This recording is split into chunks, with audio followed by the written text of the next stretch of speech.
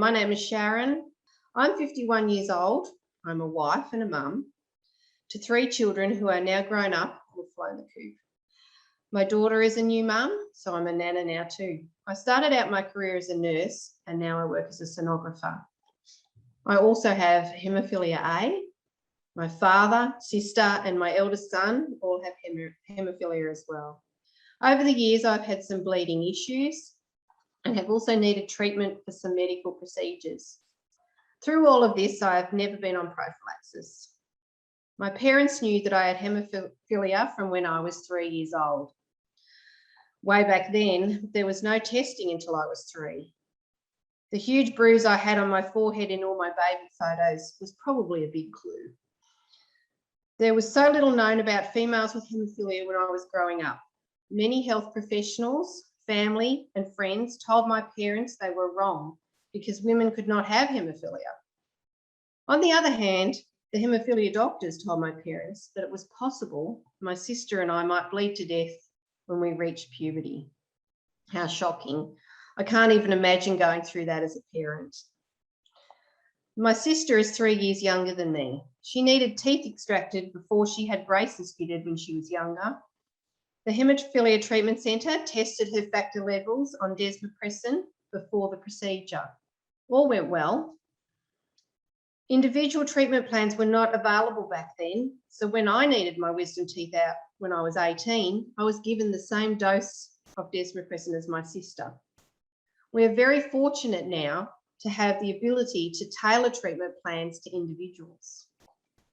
I've always advocated for myself. At times I have needed to remind doctors or dentists to liaise with my HTC, which usually made procedures more complicated to organise, but step by step it would be sorted out. I always felt safer during these procedures, knowing that every angle was covered and I was going to be safe.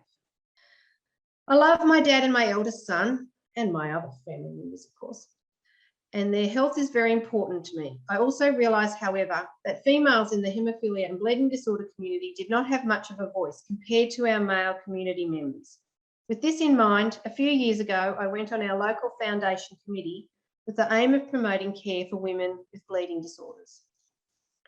I believe that the priority of raising a child with a severe bleeding disorder can totally consume a family.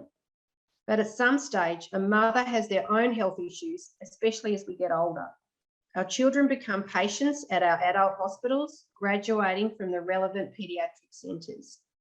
We are encouraged to let our new adults care for their own health needs. This can be a very difficult thing to do. But what happens next? We need our hysterectomies, our knee and hip replacements, and there is no plan in place for our care. Please look after yourselves as a female and a parent. Teach your children to advocate for themselves by example. This also teaches your other children to advocate for their health too. My kids do. They know no different. If you care for yourself, then you can be well when your family members need you. That is my message. Over the last few years, HFA have developed some brilliant brochures and publications on women and bleeding disorders. They are available to us and actually used in other parts of the world now as support material. We can use this information to educate ourselves as women and to hand to people some information to educate them on our clinical condition and care. I applaud those at HFA who listen to our needs and produce such professional and user-friendly material, and the women who included their stories. My mum cried when the first brochure came out. She said it had taken over 40 years for her to see something in writing about her girl's condition.